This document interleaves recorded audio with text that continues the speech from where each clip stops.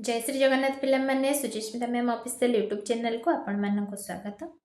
आज ये class T +3 second semester compulsory paper जोटा बीए और बीएससी पिला मानकर एमडीसी चैप्टरटा जोटा कि आपण मानकर तुलनात्मक साहित्य उपर रही से विषय मु क्लास टी आज नहीं कि आसी तार प्रथम यूनिट रो जदि आपण मानकर कहार थर्ड सेमिस्टर एमडीसी रो क्लासेस दरकार नोट्स दरकार आपण माने मोर टेलीग्राम चैनल रे मु ई वीडियो डिस्क्रिप्शन बॉक्स रे लिंक प्रोवाइड कर देथिबी आपण माने निहाती क्लिक करके मो टेलीग्राम ग्रुप रे जॉइन हो जातु। आ थर्ड सेमिस्टर पिला मानन पई मु ऑलरेडी क्लासेस बनै की यूट्यूब रे प्लेलिस्ट करके रखि साथि जो माने विजिट करना जाई कि करि नेबे।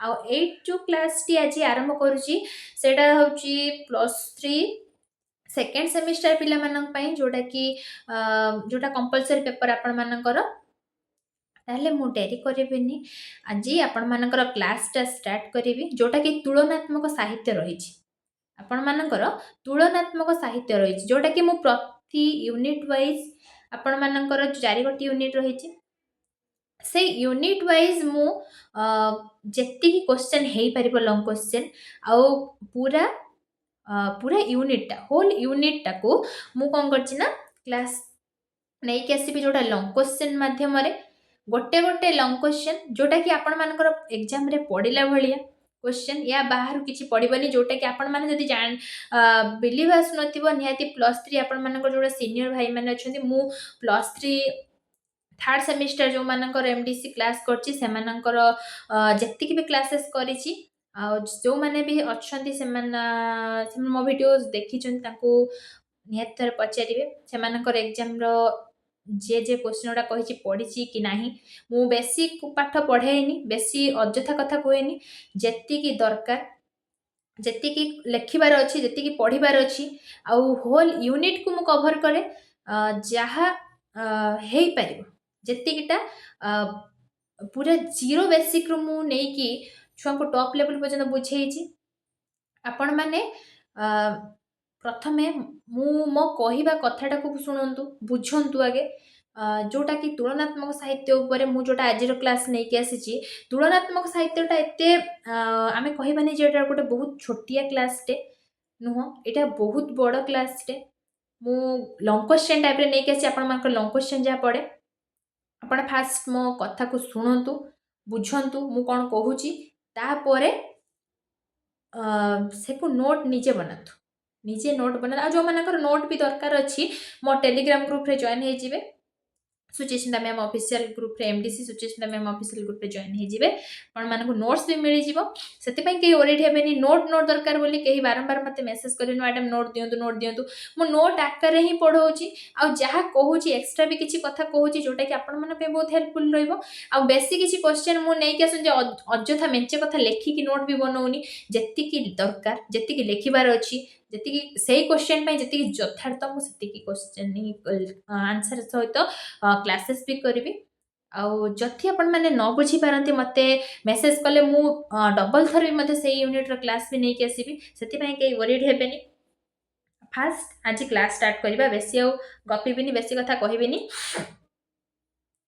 फास्ट जानिबा आमे तले पढुचंती तुलनात्मक साहित्य आपनकर प्रथम अध्यायटा अछि तुलनात्मक साहित्यर संज्ञा स्वरूप आ प्रकार भेद फास्ट आमे जानिबा तुलनात्मक साहित्यटा कोन तुलनात्मक साहित्य कहिले कोन बुझो आगे सिना बेसिकटा कोन जोटा जहा पचारिछि साहित्य कोन साहित्य भितर पसे पे आमे साहित्यर पाठ पढुचंती साहित्यटा कोन एही क्वेश्चन समस्त मन को आसे आमे साहित्य अध्ययन करछंती साहित्य कोन साहित्य होची गोटे विशाल समुद्र सहित समतुल्य जोटा कि आमे थरे ता भितरे आमे कहबा जे एइटा जानथिला माने साहित्य सब किछ जान देछु ताहा न साहित्य जानिबा पई हेले बुझिबा पई हेले साहित्यर ज्ञान आहरण करिया पई बहुत माने आमे जति जानछे मु भी कहिबी मु निजे जति जानछि बहुत अल्प जानिछि बेसी जानिछि बोली कहि देबेनी बहुत किछि अछि आमे जानि नाहंती बुझिला फर्स्ट ऑफ ऑल साहित्य कोन जहा हमर हित साधन करछि से होछि साहित्य हित साधन करछि साहित्यटा को साहित्यर किछि निर्दिष्ट संज्ञा नै କେହି ବି କୌଣସି ଆଲୋଚକ ସାହିତ୍ୟର କିଛି ନିର୍ଦ୍ଦିଷ୍ଟ ସଂଜ୍ଞା ଦେଇନାହାନ୍ତି। ବୁଝିପାରିଲେ? ସାହିତ୍ୟର ନିର୍ଦ୍ଦିଷ୍ଟ କୌଣସି ବି ସମାଲୋଚକ ହୁଅନ୍ତୁ, ଆଲୋଚକ ହୁଅନ୍ତୁ, ଦାର୍ଶନିକ ହୁଅନ୍ତୁ, କେହି ସାହିତ୍ୟର ଗୋଟେ ନିର୍ଦ୍ଦିଷ୍ଟ ଏଇକୁ ସାହିତ୍ୟ କୁହନ୍ତି, ସାହିତ୍ୟଟା ଏହାର ସଂଜ୍ଞା ହେଉଛି ଏତିକି, ଏହାର ସଂଜ୍ଞାଟା ଏତିକି ଭିତରେ ହିଁ, ଏତିକି ସେଣ୍ଟେନ୍ସ ଭିତରେ ସାହିତ୍ୟର ସଂଜ୍ଞାଟାକୁ ଆମେ ନିରୂପଣ କରିବା, ତାହା ନୁହଁ। ସାହିତ୍ୟର ସଂଜ୍ଞା ନିରୂପଣ କରିବା ଆଜି ପର୍ଯ୍ୟନ୍ତ କୌଣସି ଦାର୍ଶନିକଙ୍କର ହେଇନି। ଆଉ ଆମେ ଏଇଟା କିଛି କିଛି ଦାର୍ଶନିକ ମତ ମଧ୍ୟ ଦେଇଛନ୍ତି ଯେ ଯାହା ଆମର ହିତ ସାଧନ କରୁଛି ସେଇଟା ହେଉଛି ସାହିତ୍ୟ। କ'ଣ ହିତ ସାଧନ କରୁଛି? ବର୍ତ୍ତମାନର କଥାବସ୍ତୁକୁ ଯାହା ଏଇ ସମାଜର ଚାଲିଚଳଣିଠୁ ନେଇକି ସବୁକିଛି ସମାଜର ପ୍ରତ୍ୟେକଟି ନିଚ୍ଛକ ପ୍ରତିଛବି ହିଁ ହେଉଛି ସାହିତ୍ୟ। ପ୍ରତ୍ୟେକଟି ନିଚ୍ଛକ ପ୍ରତିଛବି ହେଉଛି ସାହିତ୍ୟ। ଯେମିତି ଆମେ ଆଗକୁ ପଢ଼ିବା ଫକୀରମୋହନ ସେନାପତିଙ୍କର ବହୁତ ଗୁଡ଼ାଏ କଥାବସ୍ତୁ ଅଛି, ଯେମିତି ଆପଣମାନଙ୍କର ତୁଳନାତ୍ମକ ସାହିତ୍ୟର ସେକେଣ୍ଡ ୟୁନିଟ୍ରେ ଆମେ ପାଇବା ଫକୀରମୋହନଙ୍କର କିଛି ଗଳ୍ପକୁ ହେଉଛି ଆଉ କେଉଁ ଗଳ୍ପ ସହିତ ତୁଳନା କରାଯାଇଛି, ସେଇଟା ଆମେ ପଢ଼ିବା। ମୁଁ ସେଇଥିରେ ଗୋଟେ ଏକ୍ଜାମ୍ପଲ୍ ଦେବି। ଯେତେବେଳେ ଫକୀରମୋହନ ସେନାପତି ରେବତୀ ଗଳ୍ପ ଲେଖିଦେଲେ, ରେବତୀ ଗଳ୍ପ କୋଉଠି କ'ଣ ତା ମନରୁ ଭାବିକି ଲେଖିଦେଲେ କି ଗଳ୍ପଟା? ଆମେ ଯାହା ପଢ଼ୁଛନ୍ତି ସେ କ'ଣ ମନରୁ ଭାବିକି ଲେଖିଦେଇଛନ୍ତି କି? ନା। ସେଇ ସମାଜରେ, ସେତେବେଳର ସେଇ ସମାଜରେ ଗୋଟେ ନାରୀଟେ ଶିକ୍ଷା ଅଧ୍ୟୟନ କରିପାରୁନଥିଲା। ଶିକ୍ଷା ଅଧ୍ୟୟନ କରିବା ତ ବହୁତ ଦୂରରେ ରହିଲାଣି। ଗୋଟେ ନାରୀଟେ ଘରର ଚାରି କାନ୍ଥ ଭିତରେ ରହୁଥିଲା, ଆବଦ୍ଧ ହେଇକି, ପର୍ଦ୍ଦା ପକେଇକି ମୁହଁରେ। ଆଜି ବି ପର୍ଦ୍ଦା ସିଷ୍ଟମ ରହିଛି, ଯୋଉଟା ଆମର ମୁସଲମାନ ଭାଇ ଭଉଣୀ ମାନେ ତାଙ୍କର ପ୍ରଥା ଅନୁସାରେ ସେମାନେ ପର୍ଦ୍ଦା ଢାଙ୍କିକି ରୁହନ୍ତି, ବାହାରକୁ ଆସିଲେ ବୁର୍ଖା ପିନ୍ଧନ୍ତି। କିନ୍ତୁ ହିନ୍ଦୁ ନାରୀ ଆଗରୁ ଥିଲା, ହାତେ ଓଢ଼ଣା ଦେଇକି ବସୁଥିଲେ। ଗୋଟେ ନାରୀଟେ ଘର କରଣା ଶିଖୁଥିଲା। ବୁଝିଲା? ରେବତୀ ଗଳ୍ପରେ ଡାକ ହଉଥିଲା, ଲୋ ରେବ, ଲୋ ନିଆଁ, ଲୋ ଚୁଲି, ତୁ କ'ଣ କର ନା ଘର କରଣା ଶିଖି, ଆଉ କେଦିନ ପରେ ଶାଶୁ ଘର ଯିବୁ, ସେଠି କ'ଣ କରିବୁ? ସେଠି କହିବ କ'ଣ ଶିଖିଛୁ, କ'ଣ ଶିଖେଇଛନ୍ତି ତ ଘର ଲୋକ। ବୁଝିପାରିଲେ? ସେଥିପାଇଁ ତୁ ଘର କରଣା ଶିଖି। ଗୋଟେ ନାରୀକୁ ଘର କରଣା ଶିଖା ହଉଥିଲା, ଘର ସଂସାର କେମିତି କରିଯିବୁ ସେଇ କଥା ଭିତରେ ଜ୍ଞାନ ଦିଆଯାଉଥିଲା। କିନ୍ତୁ ଗୋଟେ ନାରୀକି ଆମେ ଶିକ୍ଷିତ କରୁନଥିଲେ, ପାଠ ଜାଣିନଥିଲା। ଏଇ ଯେଉଁ ପ୍ରକାର ଅମାନୁଷିକ, କୁଶ୍ଚିତ, କୁସଂସ୍କାର ଯେଉଁ ଚିନ୍ତାଧାରାଟା କୁ ପରିବର୍ତ୍ତନ କରିବା ପାଇଁ ବ୍ୟାସକବି ଫକୀରମୋହନ ସେନାପତିଙ୍କ ମୁଣ୍ଡକୁ ଆସିଥିଲା। ସିଏ ତାଙ୍କ ଚାହିଁଥିଲେ, ତାଙ୍କର ସେତିକି ଲୋକ ପାୱାର ନଥିଲା କି ତାଙ୍କ ଭିତରେ ସେତିକି କ୍ଷମତା ନଥିଲା, ସେ ବାଡ଼ି ଧରିକି ଲଢ଼େଇ କରିକି କି ଯୁକ୍ତି କରିକି ଆହ୍ୱାନ ଦେଇଦେଲେ ସମସ୍ତେ ପଳେଇ ଆସିବେ, ସେମିତି କରିନଥିଲେ। ସେ କ'ଣ କରିଥିଲେ? କଲମକୁ ନିଜ ଅସ୍ତ୍ର ଭାବିଥିଲେ। ଆଉ କଲମକୁ ଅସ୍ତ୍ର ଭାବିକି ସେ ଯେଉଁ ଯୁଦ୍ଧଭୂମିରେ, ମାନେ ଗଳ୍ପ କ୍ଷେତ୍ରରେ, ଆମ ସାହିତ୍ୟ ବହିରେ ଗୋଟେ ଗଳ୍ପ ଲେଖିଦେଲେ, ସେଇ ସାହିତ୍ୟ ବହିଟା ହେଉଛି ତାଙ୍କ ପାଇଁ ଗୋଟେ କ'ଣ? ଯୁଦ୍ଧଭୂମି। କଲମକୁ ଧରିଲେ ଅସ୍ତ୍ର, ଧରିକି ଲେଖିଲେ କ'ଣ? ରେବତୀ ଗଳ୍ପ। ରେବତୀ ଗଳ୍ପରେ କ'ଣ କଲେ ନା ଗୋଟେ ନାରୀକୁ ଶିକ୍ଷିତ କରାଯାଉ, ପୁରୁଷ ପ୍ରାଧାନ୍ୟ ସମାଜରେ ନାରୀଟା ଚାପି ନ ହେଇଯାଉ, ନାରୀ କ'ଣ କରୁ? ଊର୍ଦ୍ଧ୍ୱକୁ ଯାଉ, ନାରୀର ସ୍ଥାନ ପୁରୁଷର ସମକକ୍ଷ ହଉ। ଏଇ ଚିନ୍ତାଧାରାକୁ ରଖିକି ସେ କ'ଣ କଲେ? କଲମ ମୁନରେ ଜାରି କଲେ ତାଙ୍କର ରେବତୀ ଗଳ୍ପ। ବୁଝିଲା? ସେ ରେବତୀ ଗଳ୍ପ ସେ କ'ଣ ଜାଣିଥିଲେ କି? ଆଜି ଆମେ ଯେଉଁ ସମାଜର ନାରୀମାନେ ଆଜି ପାଠ ପଢ଼ୁଛନ୍ତି, ମୁଁ ଗୋଟେ ନାରୀ, ମୁଁ ବସିକି ପାଠ ପଢ଼ଉଛି, ଆପଣମାନଙ୍କୁ ପାଠ ବି ପଢ଼ୁଛି। କିଛି ଜଣ ନାରୀ ଅଛନ୍ତି ଯାଇକି ଏଭରେଷ୍ଟ ଚଢ଼ିଲେଣି, ନାଇଁ କି ମହାକାଶରେ ପହଞ୍ଚିଲେଣି। ନାରୀ କୋଉ ଜାଗାରେ ଯାଇ ପହଞ୍ଚିଲେଣି। ସେଇ ଛୋଟିଆ ଅସ୍ତ୍ରଟେ ଯେଉଁ କଲମକୁ କରିଥିଲେ, ଛୋଟିଆ ଅସ୍ତ୍ର ନୁହଁ, ଗୋଟେ ବିରାଟ ବଡ଼ ଅସ୍ତ୍ର, କିନ୍ତୁ ଛୋଟିଆ ଲୋକମାନଙ୍କୁ ଦେଖାଯାଉଥିଲା ସତ। ସେଇ ଅସ୍ତ୍ର ମାଧ୍ୟମରେ ସିଏ ଯେଉଁ ଆଜି ତାଙ୍କର ସେଇ ଯେଉଁ ସମୟର ସମାଜକୁ ପରିବର୍ତ୍ତନ କରିବା ସେ ଯେଉଁ ଛୋଟିଆ ପ୍ରୟାସଟା ଆଜି ଗୋଟେ ବିଶାଳ ରୂପ ନେଇଛି, ପରିବର୍ତ୍ତନର ରୂପ, ବିଶାଳ ପରିବର୍ତ୍ତନର ରୂପ ଧରିଛି। ବୁଝିପାରିଲେ? ସେଥିପାଇଁ ସାହିତ୍ୟଟା କ'ଣ? ଏଇ ସମାଜର ଚାଲିଚଳନି, ରୀତିନୀତି, ଯାହା କିଛି ଦେଖାଯାଉଛି, ଏ ସବୁ ଗୁଡ଼ାକ ହିଁ ସାହିତ୍ୟର ରୂପ ନେଉଛି ପରବର୍ତ୍ତୀ ସମୟରେ। ବୁଝିପାରିଲେ? ସେଇଟା ଆମର ହିତ ସାଧନ କଲା। ଯେତେବେଳେ ରେବତୀ ଗଳ୍ପ ରଚନା କଲେ ସେତେବେଳେ ଆମର ହିତ ସାଧନ କଲେ ରେବତୀ ଗଳ୍ପଟା, ବୁଝିପାରିଲେ? ହିତ ସାଧନ କଲେ କ'ଣ ନା ନାରୀଟେ ଆଜି ସମାଜ ପୁରୁଷ ପ୍ରଧାନ ସମାଜ ଚାପି ନ ହେଇ ଯାଇକି ସମକକ୍ଷ ହେଇକି ମାନେ ସମକକ୍ଷ ତାଠୁ ଉର୍ଦ୍ଧ୍ୱରେ ଯାଇକି ପହଞ୍ଚିଲେଣି। ତାହେଲେ ତାଙ୍କର ସେ ଛୋଟିଆ ପ୍ରୟାସଟା ଆମକୁ ହିତ ସାଧନ କଲେଟି? ଆମେମାନେ ଆଜି ନାରୀ ଆଜି ଉର୍ଦ୍ଧ୍ୱରେ ଯାଇକି ପହଞ୍ଚି ପାରିଛନ୍ତି, ବୁଝିପାରିଲେ? ଇଏ ହେଉଛି ସାହିତ୍ୟ। ତାପରେ ଯିବି ସେ ସାହିତ୍ୟ ଭିତରେ ତୁଳନାତ୍ମକ ସାହିତ୍ୟ କ'ଣ? ତୁଳନାତ୍ମକ କହିଲେ କ'ଣ ବୁଝ? ଗୋଟେକୁ ଆଉ ଗୋଟେ ସହିତ କମ୍ପେୟାର କରିବା। କିଭଳି ଭାବରେ କମ୍ପେୟାର କରିବା? ଯେଉଁ ଗୋଟେଟାକୁ ଆଉ ଗୋଟେ ସାଙ୍ଗରେ କମ୍ପେୟାର କରିବା, କୋଉଭଳି ଭାବରେ କମ୍ପେୟାର କରିବା? ଯେ ଆମେ କହିଦେବା ଯେ ଦୁଇଟା ସୃଷ୍ଟି, ଗୋଟେ ତୁଳନାତ୍ମକ ସାହିତ୍ୟ, ଦୁଇ ଗୋଟି ସୃଷ୍ଟି ମଧ୍ୟରେ ଯଦି ଦେଖିବା କେବଳ ଯେ ଆମେ କହିଥିବା ଏଇଟା ହେଉଛି ଗୋଟେ ବିଷୟ ବା ବସ୍ତୁଗତ କି ଚରିତ୍ରଗତ ପରିବର୍ତ୍ତନ, ଚରିତ୍ରଗତ ତୁଳନା, ସେଟା ଆମେ କହିପାରିବାନି। କୋଉଟା କହିପାରିବା ନା ଦୁଇ ଗୋଟି ସୃଷ୍ଟି ସହିତ ସାମଞ୍ଜସ୍ୟ ଥିବା ଅନ୍ୟାନ୍ୟ ଯେଉଁ ସୃଷ୍ଟି ଗୁଡ଼ାକ ରହିଲା, ଯେଉଁଟା ଆଲୋଚନା ପରିସରକୁ ଆସିକି ତା ଭିତରେ ସାଦୃଶ୍ୟତା ଆସିଲା, ପ୍ରଭାବ ଆସିଲା, ତଥ୍ୟ ଆସିଲା, ଏଇସବୁ ବିଷୟରେ ଆମେ ବହୁତ ଭଲ ଭାବରେ ବର୍ଣ୍ଣନା କଲେ, ବୁଝିଲା? କେବଳ ଯେ ଗୋଟେ ଚରିତ୍ରକୁ ନେଇକି କି ଗୋଟେ ବସ୍ତୁଗତ ବା ବ୍ୟକ୍ତିଗତକୁ ନେଇକି କଥାକୁ ନେଇକି ଯେ ତୁଳନାତ୍ମକ ସାହିତ୍ୟର ପରିସର ସେ ନୁହଁ। ତୁଳନାତ୍ମକ ସାହିତ୍ୟର ପରିସରଟା ଗୋଟେ ଦୁଇଟି ସୃଷ୍ଟି ମାନେ ତୁଳନା କେତେବେଳେ କରିବା? ଗୋଟେ ମଣିଷର ହାଡ଼ ହେଉଛି କମ୍ପଲସରି ପାର୍ଟ, ଯେଉଁଟାକି ତୁଳନା କରୁଛନ୍ତି ଆମେ। ମୁଁ ଗୋଟେ ପୁରା ଇଜିରେ ବୁଝଉଛି ଆପଣମାନଙ୍କୁ, ଶୁଣନ୍ତୁ। ମୁଁ ଗୋଟେ ମଣିଷର କଙ୍କାଳଟା ସେମ୍, ଆମେ ରୂପ ଦେଉଛନ୍ତି। ମୁଁ ମୋ ରୂପଟାକୁ ଏମିତି ରହିଲା, ଆଉ କିଏ କ'ଣ କରିବ, ଟିକେ ମୋତେ ଅଳଙ୍କାରରେ ସଜେଇ ଦେଲା କି ଏକ୍ସଟ୍ରା କିଛି କଥା ଗୋଟେ ତା ଭିତରେ ଖଞ୍ଚିଦେଲା, ହେଲା। ମୋର ମୁଁ ଯଦି କହିବି ମୋ ମୁହଁର ଷ୍ଟ୍ରକ୍ଚରଟା ଏମିତି, କିନ୍ତୁ ମୋ କଙ୍କାଳ ସେମ୍ ଅଛି, ମୋ ମୁହଁର ଷ୍ଟ୍ରକ୍ଚରଟା ଏମିତି, ଆଉ ଜଣେ ମୋ ମୁହଁର ଷ୍ଟ୍ରକ୍ଚରଟାକୁ ଟିକେ ପରିବର୍ତ୍ତନ କରିଦେଲା। କମ୍ପେୟାର କଲେ ଆମେ ତା ଭିତରେ ଗୋଟେ ସୃଷ୍ଟି ସହିତ ଆଉ ଗୋଟେ ସୃଷ୍ଟିର ଆମେ କମ୍ପେୟାର କରୁଛନ୍ତି, ଯେଉଁଟା ସାଦୃଶ୍ୟତା ଏମାନଙ୍କ ଭିତରେ ଦୁଇଟା ସୃଷ୍ଟିର ମଧ୍ୟରେ ସାମଞ୍ଜସ୍ୟ ରହୁଛି, ତା ଭିତରେ ପ୍ରଭାବଟା କ'ଣ ପକେଇଛି ଆଉ ତାର ତଥ୍ୟଟା, ଏଇସବୁ ବିଷୟରେ ବର୍ଣ୍ଣନା ବା ବିଶ୍ଳେଷଣକୁ କହୁଛନ୍ତି ଆମେ କ'ଣ ନା ତୁଳନାତ୍ମକ ସାହିତ୍ୟ, ବୁଝିପାରିଲେ? ତୁଳନାତ୍ମକ ସାହିତ୍ୟଟା ଯେତିକି ବି କହିଲେ ତୁଳନାତ୍ମକ ସାହିତ୍ୟଟା କ'ଣ, ଯେଉଁଟାକି ଏଠି ମୁଁ ବିଭିନ୍ନ ସମାଲୋଚକ ବିଭିନ୍ନ ମତ ଦେଇଛନ୍ତି ତୁଳନାତ୍ମକ ଉପରେ, ବୁଝିଲେ? ତୁଳନାତ୍ମକ ସାହିତ୍ୟଟା ସମାଲୋଚନାର ଏକ ଉଚ୍ଚାଙ୍ଗ କଳା।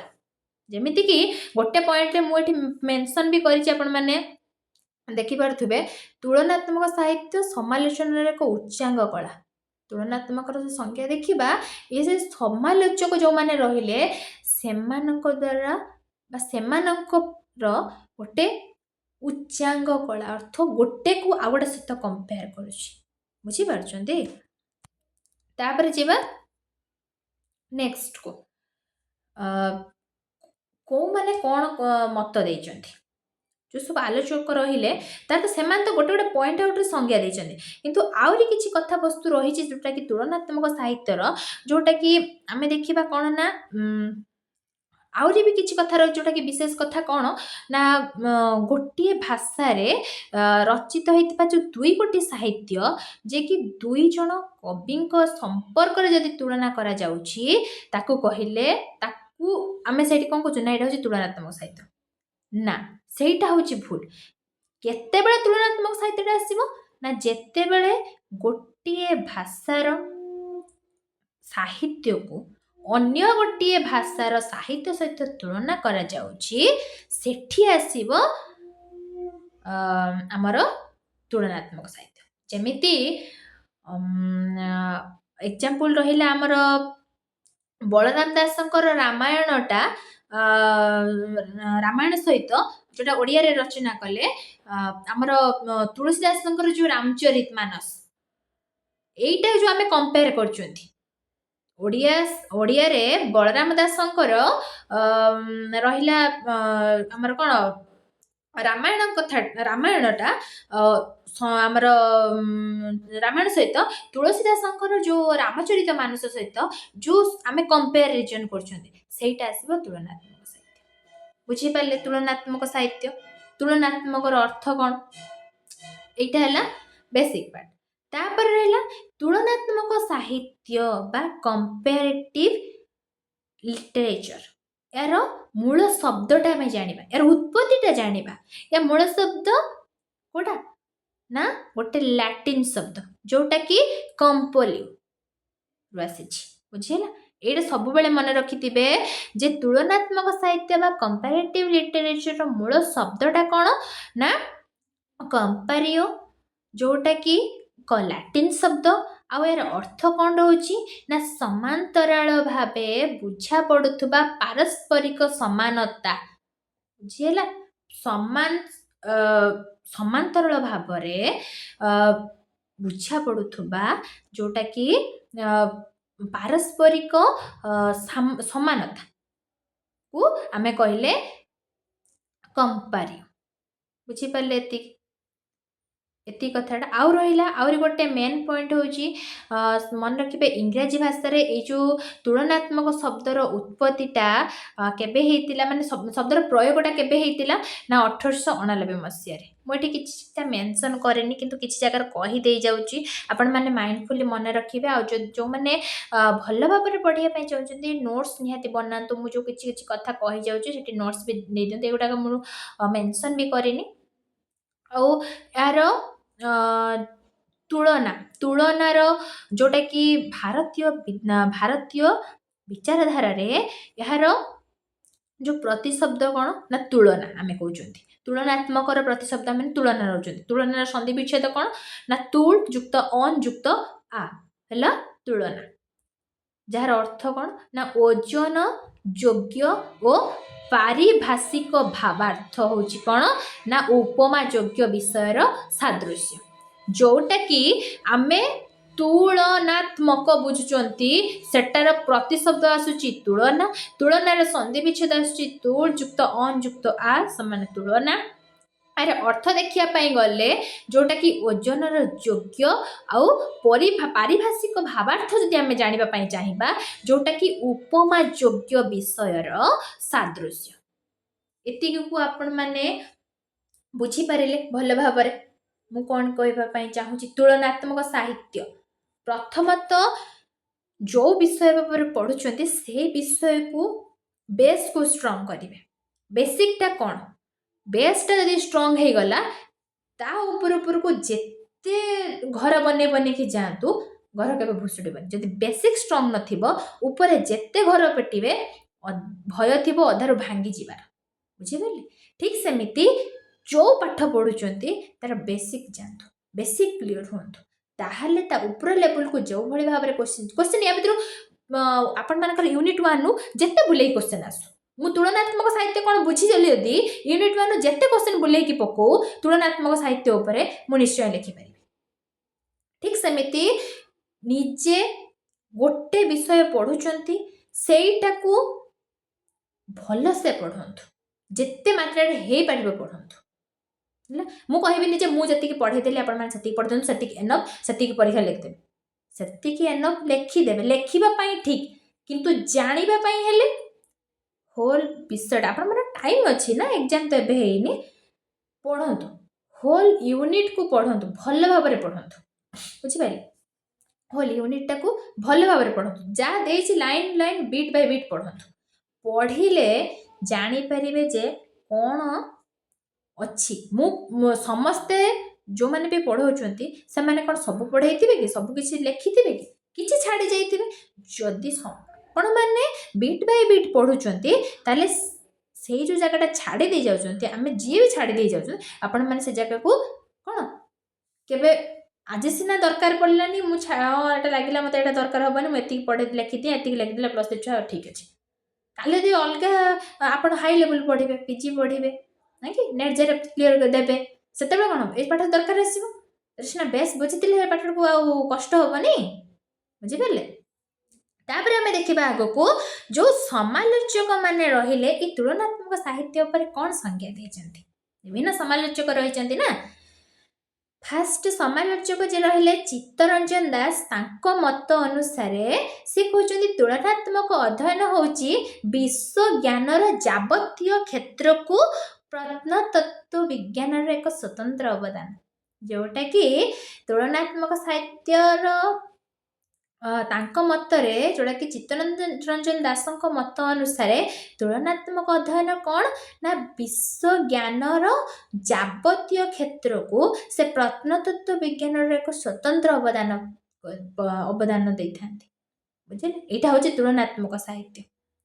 ତାପରେ ଆସିଲା ଇନ୍ଦ୍ରନାଥ ଚୌଧୁରୀ, ତାଙ୍କ ମତ ଅନୁସାରେ ତୁଳନାତ୍ମକ ସାହିତ୍ୟ କ'ଣ ନା ସେ ହେଉଛି ଏକରୁ ଅଧିକ ଭାଷାରେ ରଚିତ ସାହିତ୍ୟର ଅଧ୍ୟୟନ ଏବଂ ତୁଳନା ହିଁ ଏହି ଅଧ୍ୟୟନର ମୁଖ୍ୟ ଅଙ୍ଗ। ଗୋଟିଏରୁ ଅଧିକ ଭାଷା କମ୍ପେୟାର ଯେତେବେଳେ ଆମେ କରିବା, କମ୍ପେୟାର କରିବା ପାଇଁ ହେଲେ କ'ଣ ଗୋଟିଏ ଭାଷା ହେଲେ କ'ଣ ଜରୁରୀ ହେବ? ଗୋଟେ ଭାଷାରେ ଆମେ କେବେ କମ୍ପେୟାର କରିପାରିବାନି। ବୁଝିପାରିଲେ? ଗୋଟେ ଭାଷା ନୁହଁ, ଏକରୁ ଅଧିକ ଭାଷା ହେଲେ କମ୍ପାରିଜନ ସେଇଠୁ ଆସିବ। ବୁଝିହେଲା? ମୁଁ ଏକୁଟିଆ ଏଇଠି ବସିକି ପାଠ ପଢୁଛି, ଆପଣମାନେ ଏକୁଟିଆ ଘରେ ପାଠ ପଢୁଥିବେ। ଆପଣମାନଙ୍କ ଭିତରେ ସେତିକି ଜିଦି ଆସିବନି ଯେତିକି ନିଜେ ପଢୁଥିବେ। ଯଦି ଆପଣମାନେ ଗୋଟେ କ୍ଲାସ ରୁମ୍ରେ ବସୁଛନ୍ତି, ଆଉ କିଛି ସାଙ୍ଗସାଥି ମେଳରେ ବସିକି ପାଠ ପଢୁଛନ୍ତି, ସେତେବେଳେ କ'ଣ ଆସିବ?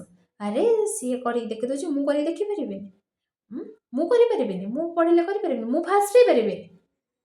କି ଯଦି ଆମେ ଗୋଟେ କ୍ଲାସ ରୁମ୍ରେ ପଢ଼ା ହେଉଥିବା, ଯେତିକି ଆମର ଇଚ୍ଛା ନଥିବ, ଗୋଟେ ଆମେ କରିଦେବା ଏଇ ପାଠଟା ଯିଏ କରିଦେବ ଆମେ ଏତିକି ଟଙ୍କା ପ୍ରାଇଜ୍ ରଖିଛୁ, କି ଏଇ ପୁରସ୍କାରଟା ତାଙ୍କୁ ଦେବୁ, କି ଆମେ ତାକୁ ସମ୍ମାନିତ କରିବୁ, ସେଇଟା ଆମ ଭିତରେ ଜିଦି ଆସିବ। ତାଙ୍କୁ ଦେଇଦେବେ ଆଉ ସିଏ ପାଇଯିବ, ମୁଁ ପାଠ ପଢ଼ିବି, ମୁଁ ବି ପାଇବି। କ'ଣ ହେବ? ସେଠି ସମସ୍ତଙ୍କ ଭିତରେ ଏକରୁ ଅଧିକ ଜଣଙ୍କର ସେଠି ଇଚ୍ଛା ଆସିବନି, କେବଳ ମୁଁ କ୍ଲାସ ରୁମ୍ ଅଛି ମୋର ଇଚ୍ଛା ଆସିବ, ଆଉ କାହାର ହେବନି, ସେମିତି ନାହିଁ। ସେଠି ସମସ୍ତଙ୍କର ଇଚ୍ଛା ଆସିବ। ସିଏ ଭାବୁଥିବ ମୁଁ ନେମି, ଇଏ ଭାବୁଥିବ ମୁଁ ନେମି, ତାହେଲେ କିଏ ନେବ? ବୁଝିପାରୁଛନ୍ତି? ଠିକ୍ ସେମିତି ତୁଳନାତ୍ମକ ସାହିତ୍ୟଟା ହିଁ ସେଇଆ, ଯୋଉଟାକି କେବେ ଗୋଟିଏ ଭାଷାରେ ଆମେ ତାକୁ ରଚନା କରିପାରିବାନି। ସିଏ ହେଉଛି ଏକରୁ ଅଧିକ ଭାଷାରେ ରଚିତ ସାହିତ୍ୟର ଅଧ୍ୟୟନ, ଆଉ ତୁଳନା ହିଁ ଏହି ଅଧ୍ୟୟନର ମୁଖ୍ୟ ଅଙ୍ଗ।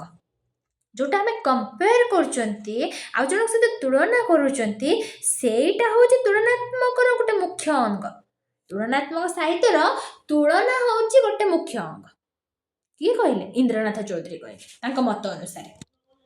ତାପରେ ଆସିଲେ ହେନେରୀ ଏଚ୍ ରୋମାଙ୍କ ମତ ଅନୁସାରେ ତୁଳନାତ୍ମକ ସାହିତ୍ୟ କ'ଣ ନା ଗୋଟିଏ ରାଷ୍ଟ୍ରର ସୀମା ବାହାରେ ଥିବା ସାହିତ୍ୟର ଅଧ୍ୟୟନ ଏବଂ ସାହିତ୍ୟ ସହିତ ଜ୍ଞାନର ଅନ୍ୟାନ୍ୟ କ୍ଷେତ୍ର ଯଥା କଳା, ଦର୍ଶନ, ଇତିହାସ, ବିଜ୍ଞାନ ଓ ଧର୍ମ ଆଦିର ସମ୍ପର୍କର ଅଧ୍ୟୟନକୁ ତୁଳନାତ୍ମକ ସାହିତ୍ୟ କୁହାଯାଏ। ସେ କହୁଛନ୍ତି କ'ଣ? ହେନେରୀ ଏଚ୍ ରୋମାଙ୍କ ମତ ଅନୁସାରେ ସେ କହିଲେ ଗୋଟିଏ ରାଷ୍ଟ୍ରର ସୀମା ବାହାରେ ଥିବା ସାହିତ୍ୟର ଅଧ୍ୟୟନ ଆଉ ସାହିତ୍ୟ ସହିତ ଜ୍ଞାନର ବା ଅନ୍ୟାନ୍ୟ କ୍ଷେତ୍ରର ଯୋଉ ସମ୍ପର୍କର ଯୋଉ ଅଧ୍ୟୟନଟାକୁ ତୁଳନାତ୍ମକ ସାହିତ୍ୟ କୁହାଗଲା। ଯେମିତିକି କଳା ହଉ, ଦର୍ଶନ ହଉ, ଇତିହାସ ହଉ, ବିଜ୍ଞାନ ହଉ, ଧର୍ମ ହଉ, ଏ ସବୁ ଭିତରେ କମ୍ପାରିଜନ ଆସିଲା। ସେ ଗୋଟେ ରାଷ୍ଟ୍ର ଭିତରେ ରହିଗଲେ ବିଭିନ୍ନ ଭାଷାଭାଷୀ, ବିଭିନ୍ନ ଏକରୁ ଅଧିକା ଭାଷା ହେଲା, କିନ୍ତୁ ସିଏ କ'ଣ କହିଲେ ନା ଗୋଟେ ରାଷ୍ଟ୍ରର ସୀମା ବାହାରେ ଥିବା ସାହିତ୍ୟର ଅଧ୍ୟୟନଟାକୁ ତା ସହିତ ସାହିତ୍ୟ ସହିତ ଜ୍ଞାନର ଅନ୍ୟାନ୍ୟ କ୍ଷେତ୍ର, ଯୋଉଟାକି କେବଳ ଜ୍ଞାନ ହାସଲ କରିଦେଲେ ତ ହବନି, ତାର ଯୋଉ ବିଭିନ୍ନ ଦିଗ ରହିଲା, କୋଉଟା ନା ଆମର କଳା ହଉ, ଦର୍ଶନ ହଉ, ଇତିହାସ ହଉ, ନୁହଁ କି, ଏ ସବୁଟା ଧର୍ମ ହଉ, ବିଜ୍ଞାନ ହଉ, ଏ ସବୁ ଗୁଡ଼ାକ ଭିତରେ ସମ୍ପର୍କର ଯୋଉ ଅଧ୍ୟୟନ ରହିଲା, ତାକୁ କହିଲେ ତୁଳନାତ୍ମକ ସାହିତ୍ୟ। ତାପରେ ଆସିବା ବୈଷ୍ଣବ ଚରଣ ସାମଲଙ୍କ ମତ ଅନୁସାରେ। ସେ କ'ଣ କହିଲେ ତୁଳନାତ୍ମକ ସାହିତ୍ୟ ବିଷୟରେ ନା ସଂସ୍କୃତିର ବିଚାର ମଧ୍ୟ ଦେଇ ଗ୍ରନ୍ଥମାନଙ୍କର ଅଧ୍ୟୟନ ପ୍ରକ୍ରିୟା ହିଁ ତୁଳନାତ୍ମକ ସାହିତ୍ୟ। ଭଲ କଥାଟା କହିଲେ। ସେ କହୁଛନ୍ତି କ'ଣ ନା ସଂସ୍କୃତିର ବିଚାର ମଧ୍ୟ ଦେଇକି, ଯୋଉଟା ସଂସ୍କୃତି ତା ବିଚାର ମଧ୍ୟରେ ଦେଇକି ଗ୍ରନ୍ଥମାନଙ୍କର ଅଧ୍ୟୟନ ପ୍ରକ୍ରିୟାକୁ ହିଁ କୁହାହେଉଛି ତୁଳନାତ୍ମକ ସାହିତ୍ୟ। ବୁଝିପାରିଲେ? ଏଇ ଯେଉଁ ସମାଲୋଚକ ରହିଲେ କେତେଜଣ, ତାଙ୍କର ଯେଉଁ ସମାଲୋଚକ ଗୋଟେ ହଉ ଦୁଇଟା ହଉ, ଆପଣମାନଙ୍କର କ୍ୱେଶ୍ଚିନ୍ ଆସିଲେ ସମାଲୋଚକ ମତ ଅନୁସାରେ ସଂଜ୍ଞା କ'ଣ ଦେଇଥିଲେ ତୁଳନାତ୍ମକ ସାହିତ୍ୟ ଉପରେ, ସେଇଟା ନିହାତି ମେନସନ୍ କରିବେ। ଏଇଟା ମୋଷ୍ଟ ଇମ୍ପୋର୍ଟାଣ୍ଟ ହେଲା। ତାପରେ ଯିବା ତୁଳନାତ୍ମକ ସାହିତ୍ୟର ସ୍ୱରୂପ। ତୁଳନାତ୍ମକ ସାହିତ୍ୟର ସ୍ୱରୂପ କ'ଣ? ଫାଷ୍ଟ ତୁଳନାତ୍ମକ ସାହିତ୍ୟ କ'ଣ ଆମେ ବୁଝିଲେ, ତୁଳନାତ୍ମକ ସାହିତ୍ୟର ସଂଜ୍ଞା କେଉଁ କେଉଁ ସମାଲୋଚକ କ'ଣ କ'ଣ ମତ ଦେଇଛନ୍ତି ତାହା ବି ଜାଣିଲେ। ନେକ୍ସଟ ଯିବା ତୁଳନାତ୍ମକ ସାହିତ୍ୟର ସ୍ୱରୂପ କ'ଣ ନା ତୁଳନାତ୍ମକ ସାହିତ୍ୟର ସ୍ୱରୂପର ମୁଖ୍ୟତଃ ଗୋଟି ଧାରାରେ ବିଭକ୍ତ ହୋଇଛି। କ'ଣ କ'ଣ? ଗୋଟେ ହେଉଛି ସ୍ଥୂଳ ରୂପ, ଆଉ ଗୋଟେ ହେଉଛି ସୂକ୍ଷ୍ମ ରୂପ। ସ୍ଥୂଳ ରୂପ କ'ଣ ନା ଏହା ସାହିତ୍ୟର ବାହ୍ୟ ପ୍ରକରଣ ବା ତଥ୍ୟଗତ ଦିଗକୁ ବୁଝାଇଥାଏ। ସ୍ଥୂଳ ରୂପ କେଉଁଟା? ଯେଉଁଟା ବାହ୍ୟ ଆବରଣକୁ ବୁଝାଉଛି, ସାହିତ୍ୟର ବାହ୍ୟ ପ୍ରକରଣ ଯେଉଁଗୁଡ଼ାକ ରହିଲା ବା ବାହ୍ୟ ଦିଗ ଗୁଡ଼ାକ ଯେଉଁଟା ରହିଲା ତାକୁ ସ୍ଥୂଳ ରୂପ ବୁଝାଉଛି। ଆଉ ସୂକ୍ଷ୍ମ ରୂପଟା କ'ଣ ନା ଯେଉଁଟାକି ସାହିତ୍ୟର ଅନ୍ତର୍ନିହିତ ଭାବ, ଆତ୍ମା ଆଉ ଗୁଣଗତ ଦିଗକୁ ବୁଝାଉଛି। ଯୋଉଟା ସୂକ୍ଷ୍ମ ରୂପ କେଉଁଟା ନା ସାହିତ୍ୟର ଅନ୍ତର୍ନିହିତ ଯେଉଁ ଭାବଟା ପରିପ୍ରକାଶ ହେଉଛି, ଆତ୍ମାଟା ଅଛି, ଗୁଣଗତ ଦିଗ ଯେଉଁଗୁଡ଼ାକ ରହିଲା ସେସବୁକୁ ବୁଝାଏ। ଯୋଉଟାକି ଏହାର ସ୍ୱରୂପ ସମ୍ପର୍କରେ କେତେ ଗୁଡ଼ିଏ ଗୁରୁତ୍ୱପୂର୍ଣ୍ଣ ଦିଗ ରହିଛି। କ'ଣ କ'ଣ ଦେଖିବା ନା ଏହା ସାହିତ୍ୟର ସାମାଜିକ ଧାରଣାକୁ ପ୍ରତିଫଳିତ କରେ, ଆଉ ଏଥିରେ ବିଶ୍ୱ ସାହିତ୍ୟ ଆଉ ସାଂସ୍କୃତିକ ବିଶ୍ୱର ପ୍ରତିଫଳନ ଘଟିଥାଏ। ହେଲେ ପ୍ରଥମ ଦିଗ କ'ଣ ରହିଲା ଆମେ ଜାଣିଲେ ନା ଏଇ ଯେଉଁ ସାହିତ୍ୟ ତୁଳନାତ୍ମକ ସାହିତ୍ୟଟା ସେ କ'ଣ କରୁଛି ନା ସାମାଜିକ ଧାରଣାକୁ ପ୍ରତିଫଳିତ କରୁଛି, ଆଉ ବିଶ୍ୱ ସାହିତ୍ୟ ବା ସାଂସ୍କୃତିକ ବିଶ୍ୱର ପ୍ରତିଫଳନ ଘଟୁଛି। ଯେତେବେଳେ ସମାଜର ଯେଉଁ ଧାରଣାଟା ପ୍ରତିଫଳିତ କରିବା ପାଇଁ ହେଲେ ଆଉ ବା ବିଶ୍ୱ ଯେଉଁ ସାହିତ୍ୟ ରହିଲା ଆମେ କମ୍ପେୟାର କଲେ ସିନା ସବୁଠାରେ ପ୍ରତିଫଳନ ଘଟିବ। ଯଦି କମ୍ପେୟାର ନ କରିବା ସବୁ କ୍ଷେତ୍ରରେ, ଆଜି ମାର୍କେଟକୁ ଏଇ ପ୍ରଡକ୍ଟଟା ଆସିଲା ହେଲା, ମୁଁ ସେଠି ବି ଯିବିନି। ଗୋଟେ ବେଷ୍ଟ ଏକ୍ଜାମ୍ପଲ୍ ଦେବି, ଏମଡିସିରେ ମୁଁ କ୍ଲାସ୍ କରୁଛି, ଅନ୍ୟାନ୍ୟ ବହୁ ଜଣ ଅଛନ୍ତି ଏମଡିସିରେ ଆପଣମାନଙ୍କର କ୍ଲାସ୍ କରୁଥିବେ ନୁହଁ କି? ଯେଉଁ କମ୍ପେୟାରଟା ଆପଣମାନେ ଖୋଜନ୍ତି କ'ଣ? ସମସ୍ତେ କରୁଛନ୍ତି, ସମସ୍ତଙ୍କ କ୍ଲାସ୍ ତ ଦେଖୁଥିବେ ନା, ତା ଭିତରେ ବେଷ୍ଟ କିଏ ପଢ଼େଇଛି, କିଏ ଭଲ ପଢ଼େଇ ପାରିବେ, କି ମୁଁ ବି ପଢ଼ଉଛି, ମୁଁ ଏଠି କହିବି ମୁଁ କେମିତି ଏମାନଙ୍କ ଠାରୁ ବେଟର ପଢ଼େଇ ପାରିବି ଘଟିଲି, ତାହେଲେ ଆମ ଭିତରେ କ'ଣ ହେଲା କମ୍ପାରିଜନ୍ ଆସିଲା, କିଏ ବେଟର ପଢ଼େଇ ପାରିବ। ଆପଣମାନେ ଦେଖିଲେ କ'ଣ ନା କିଏ ବେଷ୍ଟ ପଢ଼େଇଛି ୟାଙ୍କ ଭିତରୁ, ଏତେ ୟୁଟ୍ୟୁବର ଅଛନ୍ତି, ଏତେ ଜଣ ପଢ଼ଉଛନ୍ତି, ୟାଙ୍କ ଭିତରୁ ବେଷ୍ଟ କିଏ ପଢ଼େଇଛି, ବୁଝିପାରିଲେ? ଇଏ ହେଉଛି ବେଷ୍ଟ ଏକ୍ଜାମ୍ପଲ୍ ଏଇଟାର। ନେକ୍ସଟ ଦିଗ ଦେଖିବା, ଯେଉଁଟାକି ତୁଳନାତ୍ମକ ସାହିତ୍ୟ ରାଷ୍ଟ୍ରୀୟ ପରିଧିର ସଂକୀର୍ଣ୍ଣତାକୁ ଭାଙ୍ଗି ଦିଏ ଏବଂ ଏକ ମାନବିକ ଭାବ ସଭାରେ ଉପନୀତ ହେବା ଏହାର ଲକ୍ଷ୍ୟ। ତାହେଲେ ସେ କ'ଣ କହିଲା, ତୁଳନାତ୍ମକ ସାହିତ୍ୟଟା ସେ କ'ଣ କରୁଛି ନା ରାଷ୍ଟ୍ରୀୟ ପରିଧିର ସଂକୀର୍ଣ୍ଣତାକୁ ଭାଙ୍ଗି ଦେଉଛି। ଗୋଟେ ସୀମିତ, ଏତିକି ଭିତରେ ଆମେ ସୀମିତ ହେଇକି ରହିବା, ସଂକୀର୍ଣ୍ଣତା ଯେଉଁଟା ରହିଲା ଗୋଟେ ରାଷ୍ଟ୍ର ପରିଧିଟାକୁ ସେ କ'ଣ କରୁଛି ଭାଙ୍ଗି ଦେଉଛି। କିଏ ନା ଏଇ ତୁଳନାତ୍ମକ ସାହିତ୍ୟଟା। ସେ କ'ଣ ସୃଷ୍ଟି କରୁଛି ନା ସେ କହୁଛି ଏକ ମାନବିକ ଭାବ ସଭାରେ ଉପନୀତ ହେବା ହେଉଛି ଏହାର ଲକ୍ଷ୍ୟ। ଗୋଟେ ମାନବିକ ଭାବ ସୃଷ୍ଟି ହଉ, ସବୁକୁ ଏକୁ ତା ସହିତ କମ୍ପେୟାର କଲେ, ତାକୁ ତା ସହିତ କମ୍ପେୟାର କଲେ ସେଠି କ'ଣ ହବ ନା ଡେଭଲପମେଣ୍ଟ କରିବ। ଆହୁରି କିଛି ଘଷି ମାଜି, ଆମେ କୁହନ୍ତିନି ଯେତେ ଘଷିବା ଯେତେ ମାଜିବା ସେତେ କ'ଣ ହବ ନୂଆ ନୂଆ କିଛି ଜିନିଷ ପାଇବା। ଆମେ ଘଷିବାନି ଗୋଟେ ଜିନିଷକୁ, ମାଜିବାନି, କ'ଣ ହବ କିଛି ମିଳିବନି, ଆମେ କିଛି କରିବାନି, ଖାଲି ବସିଯିବା। ବୁଝିପାରୁଛନ୍ତି? ଠିକ୍ ସେମିତି ସବୁ ଜିନିଷର ଯଦି କମ୍ପାରିଜନଟା ନ ହେଉଛି, ଗୋଟେ ସୀମିତ ଭିତରେ ତାକୁ ଆବଦ୍ଧ କରି ରଖି ଦିଆଯାଉଛି, ତାହେଲେ ସିଏ କ'ଣ ହବ ଆଗକୁ ଯାଇପାରିବନି। ଆଉ ସାହିତ୍ୟ ଗୋଟେ ଏମିତି ବିଷୟବସ୍ତୁ, ତାକୁ ଗୋଟେ ପରିଧି ଭିତରେ ଆମେ ଗୋଟେ ଆକାର ଦେଇକି ଗୋଟେ ପରିଧି ଭିତରେ ଆମେ ବାନ୍ଧି ରଖିବା ନୁହଁ, ପାରିବା ନାହିଁ ତାକୁ। ଠିକ୍ ସେମିତି ସାହିତ୍ୟ ଭିତରେ ସେ ତୁଳନାତ୍ମକ ସାହିତ୍ୟ ଯାଉଛି ନା, ତାହେଲେ ସେ କେମିତି ଗୋଟେ ପରିଧି ଭିତରେ ଗୋଟେ କ୍ଷେତ୍ରର ପରିଧି ଭିତରେ ଆବଦ୍ଧ ହେଇକି ରହିଯିବ? ସେଟା ପସିବୁଲ। ବୁଝିପାରିଲେ? ତାପରେ ନେକ୍ସଟ ଦିଗକୁ ଯିବା। ସେ କହୁଛି ଏହା କେବଳ ଗୋଟିଏ ଭାଷାର ଦୁଇଟି କୃତି ମଧ୍ୟରେ ତୁଳନା ନୁହଁ। କ'ଣ ନା ବରଂ ସେ ଭିନ୍ନ ଭିନ୍ନ ଭାଷା ବା ଭିନ୍ନ ରାଷ୍ଟ୍ରର ସାହିତ୍ୟ ମଧ୍ୟରେ ତୁଳନାକୁ ବୁଝାଏ। ମୁଁ ଫାଷ୍ଟ ଏ ପଏଣ୍ଟଟା ଆପଣମାନଙ୍କୁ କହିକି ଆସିଲି ଯେ ତୁଳନାତ୍ମକ ସାହିତ୍ୟଟା ଯେ ଗୋଟିଏ ଭାଷାର ଦୁଇଟି କୃତି ମଧ୍ୟରେ ତୁଳନା କରିବା ସେଟା ନୁହଁ। ଆମେ କହିଦେବା ବ୍ୟାସକବି ଫକୀରମୋହନ ସେନାପତିଙ୍କର ରେବତୀ ଗଳ୍ପଟା ତାଙ୍କ ଦ୍ୱାରା ଆମର ଗୋପବନ୍ଧୁ ଦାସଙ୍କର ବନ୍ଦୀର ଆତ୍ମକଥା ସହିତ ଆମେ କମ୍ପେୟାର କରିବା ନା, ସେଇଟା ତୁଳନାତ୍ମକ ସାହିତ୍ୟ ନୁହଁ। ତୁଳନାତ୍ମକ ସାହିତ୍ୟଟା କ'ଣ ନା ଭିନ୍ନ ଭାଷା ଭିନ୍ନ ରାଷ୍ଟ୍ରର ସାହିତ୍ୟ ମଧ୍ୟରେ ଆମେ ତୁଳନା କରିବା। ମୁଁ ଯେମିତି ଟିକେ ପୂର୍ବରୁ କହିଲି ବଳରାମ ଦାସଙ୍କର ରାମାୟଣଟାକୁ ଆମେ କମ୍ପେୟାର କଲେ କାହା ସହିତ? ତୁଳସୀ ଦାସଙ୍କର ରାମଚରିତ ମାନସ ସହିତ। କଙ୍କାଳ ସେମ୍, ଆଉ ଯୋଉ ମାଂସର ଦେଇକି ଆମେ ଯୋଉ ଶରୀର ବନଉଛନ୍ତି ସେଇଟାରେ ଭିନ୍ନତା ଆସୁଛି। ବଳରାମ ଦାସ ଗୋଟେ ପ୍ରକାର ରାମାୟଣ ଲେଖିଥିଲା ବେଳେ ତୁଳସୀ ଦାସଙ୍କ ରାମଚରିତ ମାନସରେ କିଛି ପରିବର୍ତ୍ତନ ଅଛି। ଫାଷ୍ଟ ତୁଳସୀ ଦାସଙ୍କର ରାମଚରିତ ମାନସ ଥିଲା, ସିଏ ଯାହା ରଚନା କରିଛନ୍ତି ତାଙ୍କର କିଛିଟା ପରିବର୍ତ୍ତନ କରିକି ଆମର ବଳରାମ ଦାସ ରାମାୟଣ ଲେଖିଛନ୍ତି। ବୁଝିଲେ? ଆମେ ସେଇ ଦୁଇଟାକୁ କମ୍ପେୟାର କରିପାରିବା, ନୁହଁ ଯେ ଗୋପବନ୍ଧୁ ଦାସଙ୍କର ବନ୍ଦୀର ଆତ୍ମକଥାକୁ ଆମେ ରାଧାନାଥ ରାୟଙ୍କର ଚିଲିକା କାବ୍ୟ ସହିତ କମ୍ପେୟାର କରିବା, ସେମିତି ହେଇପାରିବନି। ବୁଝିପାରିଲେ? ଇଏ ହେଉଛି ତାର ସ୍ୱରୂପ, ତାର ଦିଗଟା। ତାପରେ ଯିବା ତୁଳନାତ୍ମକ ସାହିତ୍ୟର ବୈଶିଷ୍ଟ୍ୟ। ତୁଳନାତ୍ମକ ସାହିତ୍ୟର ବୈଶିଷ୍ଟ୍ୟ କ'ଣ? ତାର ମୁଖ୍ୟ ବୈଶିଷ୍ଟ୍ୟ ଗୁଡ଼ାକ କୋଉଟା? ପ୍ରଭାବ। ପ୍ରଥମ ପଏଣ୍ଟ ପ୍ରଭାବ କ'ଣ ନା ଗୋଟିଏ ସାହିତ୍ୟ ଅନ୍ୟ ଏକ ସାହିତ୍ୟର ଉପାଦାନ ଶୈଳୀ ବା ବର୍ଣ୍ଣନା ଦ୍ୱାରା କେତେ ଦୂର ପ୍ରଭାବିତ ତାହାର ଅନୁସନ୍ଧାନ କରିବା, ଆଉ ଏହାର ଏକ ମୁଖ୍ୟ ବୈଶିଷ୍ଟ୍ୟ। ବୁଝିପାରିଲେ? ଯେ ପ୍ରଭାବଟା କ'ଣ ନା ଗୋଟିଏ ସାହିତ୍ୟ ଆଉ ଏକ ସାହିତ୍ୟର ଉପାଦାନ ହବ, ଆଉ ଗୋଟେ ସାହିତ୍ୟର ଉପାଦାନ ଶୈଳୀ ଆଉ ବର୍ଣ୍ଣନା ଦ୍ୱାରା ସେ କେତେ ଦୂର ପ୍ରଭାବିତ କରିପାରିବ, ତାହାର ଯୋଉ ଅନୁସନ୍ଧାନ କରିବାଟା ଏହାର ଏକ ମୁଖ୍ୟ ବୈଶିଷ୍ଟ୍ୟ ପାଲଟିଯିବ। ବୁଝିଲା? ଏଇଟା ହେଉଛି ବୈଶିଷ୍ଟ୍ୟ ମଧ୍ୟ ପ୍ରଥମ ପଏଣ୍ଟ ମନେ ରଖିଥିବେ। ତାପରେ ଦ୍ୱିତୀୟ ପଏଣ୍ଟ କ'ଣ ନା ସାଦୃଶ୍ୟ ଆସିବ। ସାଦୃଶ୍ୟ କ'ଣ ନା ଦୁଇ ବା ତତୋଧିକ ସାହିତ୍ୟର ମଧ୍ୟରେ ଥିବା ଯୋଉ ବିଷୟବସ୍ତୁ, ଚରିତ୍ର, ଆଦର୍ଶ, ଶୈଳୀଗତ ସମାନତାକୁ ଏଥିରେ ବିଚାର କରାଯାଏ।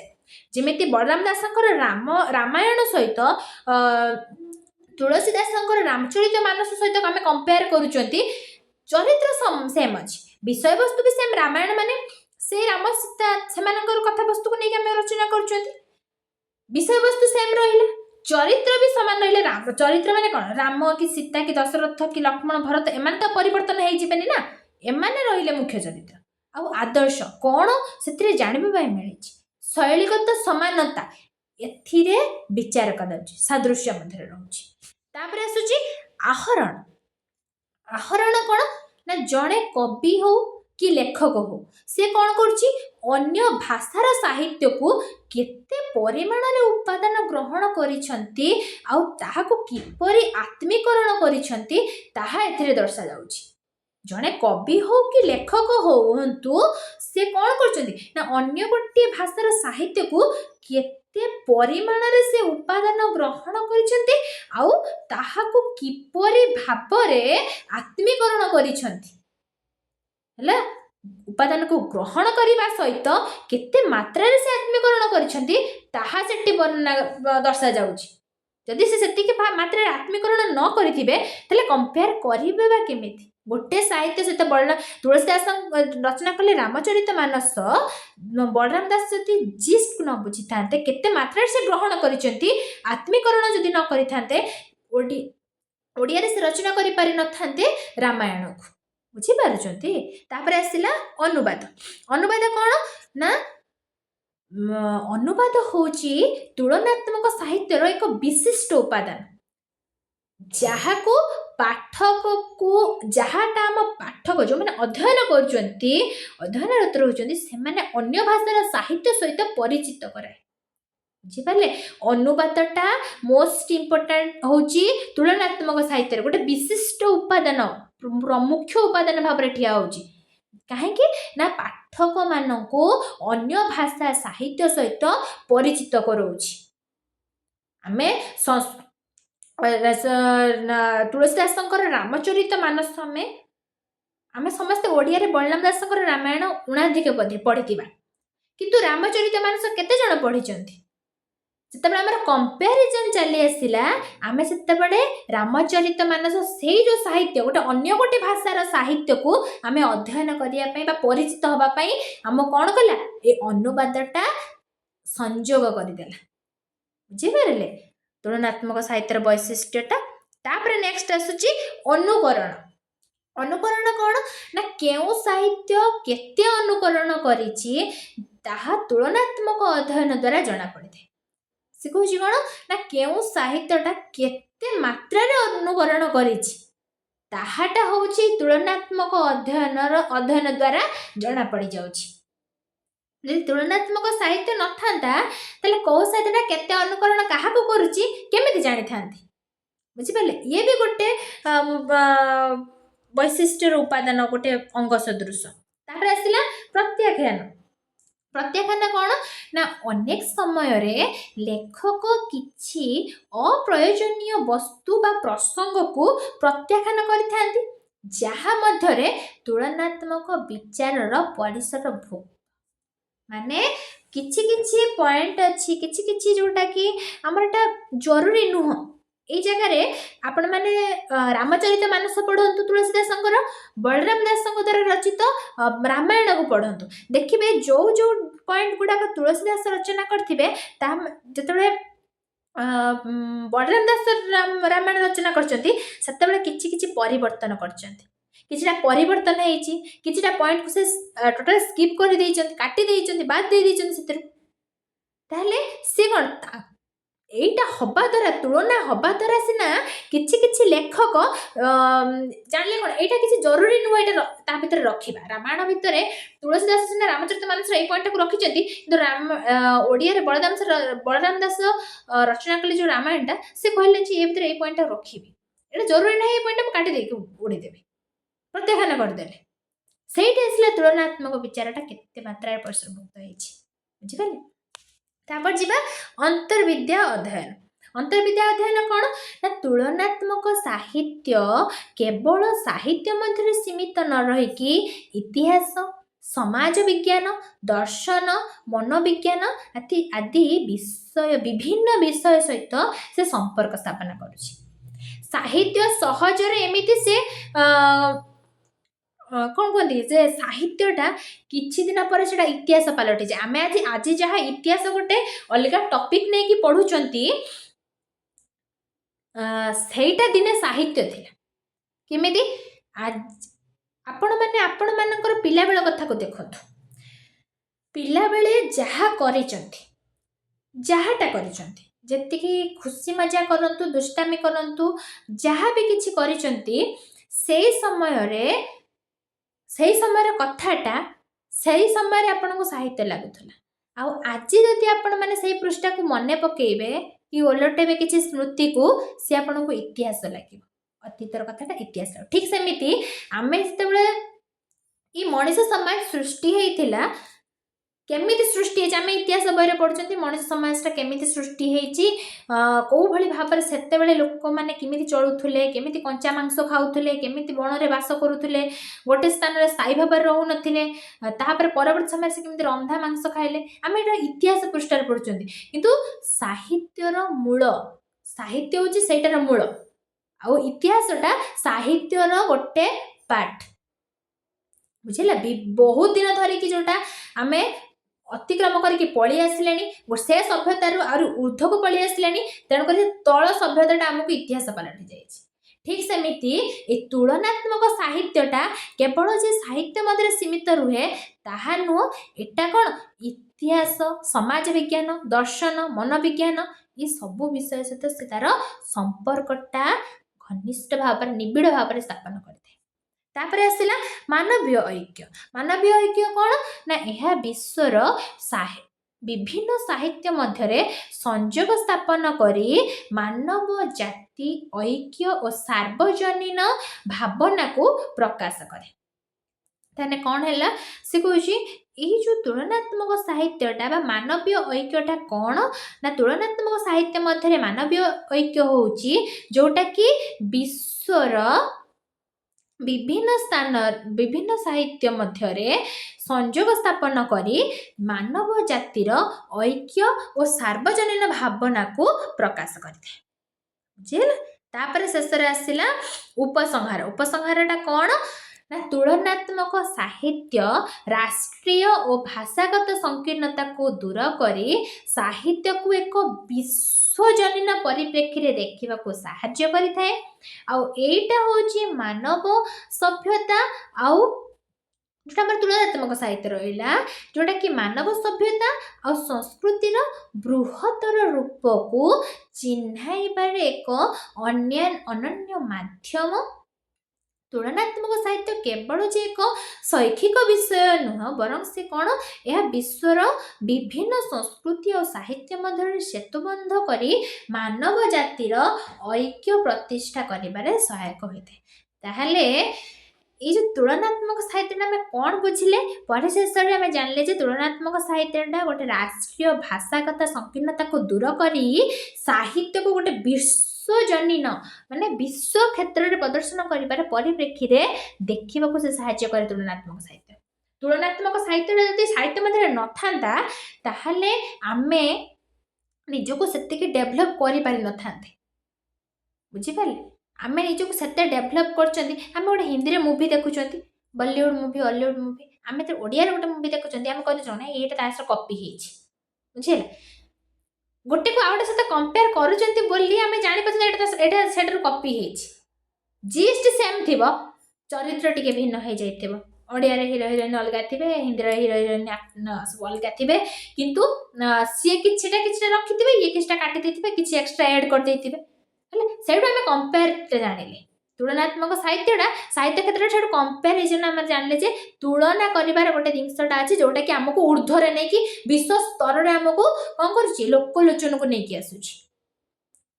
ଆଉ ଏଇ ଯେଉଁ ତୁଳନାତ୍ମକ ସାହିତ୍ୟଟା ମାନବ ସଭ୍ୟତା ଆଉ ସଂସ୍କୃତିର ବୃହତ୍ତର ରୂପକୁ ଚିହ୍ନାଇବାର ଏକ ଅନନ୍ୟ ମାଧ୍ୟମ ସୃଷ୍ଟି କରିଛି। ଆଉ ତୁଳନାତ୍ମକ ସାହିତ୍ୟଟା ଯେ କେବଳ ଗୋଟେ ଶୈକ୍ଷିକ ବିଷୟବସ୍ତୁ ଆମେ ଖାଲି କହିବା ଏଇଟା ଗୋଟେ ଶୈକ୍ଷିକ ବିଷୟବସ୍ତୁ ଆମକୁ ଶିଖିବାର ଅଛି ଆମେ ଜାଣିବାର ଅଛି ନା ସେଇଟା କ'ଣ ନା ଗୋଟେ ବିଶ୍ୱର ବିଭିନ୍ନ ସଂସ୍କୃତି ଆଉ ସାହିତ୍ୟ ମଧ୍ୟରେ ଗୋଟେ ସେତୁ ବନ୍ଧନ କରିଥାଏ ଅର୍ଥ ଗୋଟେ ପୋଲ ତିଆରି କରିଥାଏ। ବିଭିନ୍ନ ସଂସ୍କୃତିକୁ ଜାଣିବା ବିଭିନ୍ନ ସାହିତ୍ୟକୁ ଆମେ ନିଜ ସାହିତ୍ୟ ଆଉ ଅନ୍ୟାନ୍ୟ ସାହିତ୍ୟ ସହିତ କମ୍ପେୟାର କରିପାରିବା ସେଠି ଜାଣିପାରିବା ଅନ୍ୟ ଗୋଟେ ସାହିତ୍ୟ ଅନ୍ୟ ଗୋଟେ ଭାଷାର ସାହିତ୍ୟ ଅନ୍ୟ ଗୋଟେ ସଂସ୍କୃତିଟା କେମିତି ଆମ ସଂସ୍କୃତିଟା କେମିତି ଆମ ସଂସ୍କୃତି ଭିତରେ କ'ଣ ପରିବର୍ତ୍ତନ ଆଉ କରିହେବ ଆମ ସଂସ୍କୃତିଟା ଏଇଭଳିଆ ତାଙ୍କଠୁ ଉଚ୍ଚର ଅଛି ନା ନିଚରେ ଅଛି ଯଦି ନିଚରେ ଅଛି ଆମେ କ'ଣ ପରିବର୍ତ୍ତନ କରିବା ଏଇଟା ହେଉଛି କ'ଣ ନା ତୁଳନାତ୍ମକଟା ସାହିତ୍ୟ ମଧ୍ୟରେ ଆସିଛି ବୋଲି ଆମେ ଏଇ ଜିନିଷଟା କମ୍ପେୟାର କରିବାଟା ମାନେ ଗୋଟେ ସାହିତ୍ୟ ଆମ ଭାଷା ସହିତ ଅନ୍ୟ ଭାଷାର କମ୍ପେୟାର କରୁଛନ୍ତି ଆମ ସଂସ୍କୃତି ସହିତ ଅନ୍ୟ ଗୋଟେ ସଂସ୍କୃତିର କମ୍ପେୟାର କରୁଛନ୍ତି। ବୁଝିପାରିଲେ। ଆଉ ସେଇଟା କ'ଣ ମାନବ ଜାତିର ଐକ୍ୟ ପ୍ରତିଷ୍ଠା କରିବାରେ ସହାୟକ ହୋଇଥାଏ। ବୁଝିପାରିଲେ। ଏତିକି ବୁଝିପାରିଲେ ତୁଳନାତ୍ମକ ସାହିତ୍ୟ ବେସିକ୍ କ୍ଲାସ୍ଟା ମୁଁ ଆଜି ନେଲି। ତୁଳନାତ୍ମକ ସାହିତ୍ୟ କ'ଣ ତୁଳନାତ୍ମକ ସାହିତ୍ୟର ସଂଜ୍ଞା କ'ଣ କେଉଁ ସମାଲୋଚକ କେତେଜଣ ସମାଲୋଚକ ଏହି ତୁଳନାତ୍ମକ ସାହିତ୍ୟର ସଂଜ୍ଞାକୁ ନିରୂପଣ କ'ଣ ମାଧ୍ୟମରେ କରିଛନ୍ତି ତାର ସ୍ୱରୂପଟା କ'ଣ ରହିଲା ବୈଶିଷ୍ଟ୍ୟ କ'ଣ ରହିଲା ଏତିକି ଗଲା କ'ଣ ତୁଳନାତ୍ମକ ସାହିତ୍ୟ। ଯଦି ଆପଣମାନଙ୍କୁ ମୋ ଭିଡ଼ିଓଟା ଆଜି ଭଲ ଲାଗୁଥାଏ ତାହେଲେ ଲାଇକ୍ କରିବେ ସେୟାର କରିବେ ସବସ୍କ୍ରାଇବ୍ କରିବେ ବିଭିନ୍ନ ମାତ୍ରାରେ ବିଭିନ୍ନ ସାଙ୍ଗମାନଙ୍କୁ ଆପଣମାନେ ସେୟାର କରିବେ ଆପଣମାନଙ୍କର ଯେତେ ଜଣ ସାଙ୍ଗ ଅଛନ୍ତି ଯଦି ମୋ ଭିଡ଼ିଓ ଭଲ ଲାଗିଥାଏ ନାହିଁ ତ ଭଲ ଲାଗିନଥାଏ କରିବେ ବି ନାହିଁ ହେଲା ଯଦି ଭଲ ଲାଗିଥାଏ ନିହାତି କରିବେ। ଆଉ ଯଦି ଆପଣମାନଙ୍କର ବୁଝିବାରେ କିଛି ଅସୁବିଧା ବି ମଧ୍ୟ ରହିଯାଇଛି ତାହେଲେ ମୋତେ ନିହାତି କମେଣ୍ଟ କରିବେ ଏଇ ଭିଡ଼ିଓର ତଳେ କମେଣ୍ଟ କରିବେ ତାହେଲେ ମୁଁ ନିହାତି ନେକ୍ସଟ ଇୟର ପାର୍ଟ 2 ନହେଲେ ନେଇକି ଆସିବି ଆଉ କିଛି ଏକ୍ସଟ୍ରା ଏକ୍ଜାମ୍ପଲ୍ ସହିତ ଆହୁରି ବେସିକ୍କୁ ଯାଇକି ମୁଁ ଭଲ ଭାବରେ ବୁଝିବା ପାଇଁ ଚେଷ୍ଟା କରିବି। ବୁଝିପାରିଲେ। ଆଜି ପାଇଁ କ୍ଲାସ୍ଟି ମୁଁ ଏଇଠି ରଖୁଛି ଆଉ ଯେଉଁମାନେ ମୁଁ ଆଉ ଥରେ ମନେ ପକାଇ ଦେବା ପାଇଁ ଚାହିଁବି ଯେଉଁମାନେ +3ର MDC ପିଲା ଅଛନ୍ତି ଯେଉଁଟା 3rd ସେମିଷ୍ଟର ଯେଉଁ ଭାଇ ଭଉଣୀମାନେ ଅଛନ୍ତି ସେମାନେ ଯେଉଁମାନଙ୍କର ଏକ୍ଜାମ୍ ସରିଯାଇଛି ସେମାନଙ୍କୁ ମୁଁ କହିବି ଯେ ହଁ ସରିଯାଇଛି ସେମାନେ ତ ଆଉ କିଛି କହିପାରିବେନି। ଯେଉଁମାନଙ୍କର ସରିନାହିଁ, ଯଦି ମୋ ଭିଡ଼ିଓ ଦେଖିନାହାନ୍ତି ତାହେଲେ ଟାଇମ୍ ଅଛି, ଆପଣମାନେ ମୋ ଭିଡ଼ିଓ ବି ଦେଖନ୍ତୁ। ସେଇଟା ପ୍ଲେଲିଷ୍ଟ ମୁଁ କରିକି ଅଲରେଡ଼ି ରଖିସାରିଛି। ଆଉ ସେକେଣ୍ଡ ସେମିଷ୍ଟର ଛୁଆ ଯେଉଁଟାକି ଆପଣମାନଙ୍କ ପାଇଁ ଏଇଟା ଭିଡ଼ିଓଟା ଫାଷ୍ଟ କ୍ଲାସ୍ ରହିଲା। ଆପଣମାନେ ନିହାତି ମୋ କ୍ଲାସ୍ଟାକୁ ଅତ୍ୟଧିକ ମାତ୍ରାରେ ସେୟାର କରିବେ ଭଲ ଲାଗିଲେ। ଆଜି ପାଇଁ କ୍ଲାସ୍ଟି ମୁଁ ଏଠି ରଖୁଛି। ଜୟ ଶ୍ରୀ ଜଗନ୍ନାଥ।